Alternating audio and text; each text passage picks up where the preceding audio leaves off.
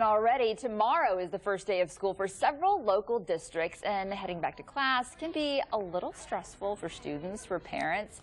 So how can we, as heads of the household, make going back to school exciting and build an appreciation for learning in our kids? Here with some information and suggestions on how to get your kids excited about back to school is children's book author Melissa Williams. Good morning. Good morning. Thanks for coming in. Yes.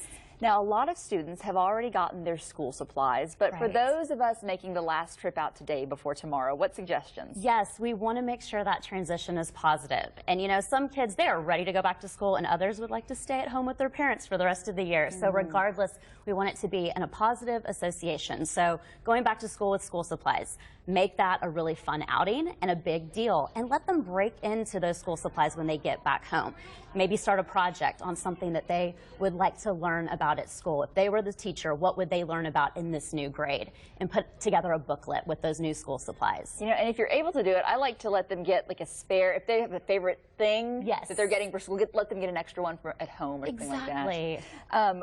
Reconnecting with school friends, the first part of the year can be really busy, a little bit overwhelming, but that's important for getting them excited. It is, and building connections, those one-on-one connections with their friends again is going to be very important. So if you're going to do the traditional play date, maybe with some of the kids in your neighborhood, build it around learning as well. So let them start their back to school book club. Pick the books that they would want to read for back to school, take that trip to the library, and make it more of a learning type play date. The way we talk about school is also really important. Yes, and again, positive association. So you want to build that environment not just at school where it's positive, but also at home. So wherever they're going to do their homework this year, make that their office. Make that a positive association where that's where they go to do their work. You decorate it, maybe you bring in a new desk or you build something with mom or dad.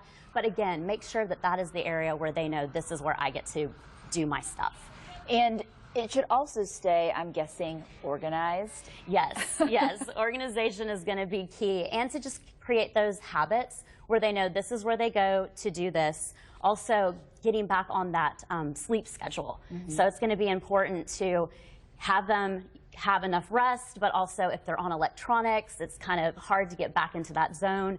So if you want to allow them to do 15 extra minutes to stay up, let them read a book and have that be a new habit that you set right now at the beginning of the school year. When it comes to school, a lot of times it brings anxiety because they remember maybe they were having trouble in a class, maybe they were having trouble with some of their friends or being bullied. How do you kind of not ignore some of that, but how do you focus on the positive? Right. Well, you want to communicate. So think of it as a way to, it's a new challenge, and it's something that they want to work on to overcome. And in life, in the world of story, when I work with writers, I tell them we all have villains in our lives, or we all have mentors. So we use those people in order to become better and to become stronger. So if we start to identify things not as necessarily bad, but as growing experiences, they can look at it a little bit differently. Look at it as a hurdle to get to the finish line. Yes, exactly. Okay. Thank you so much.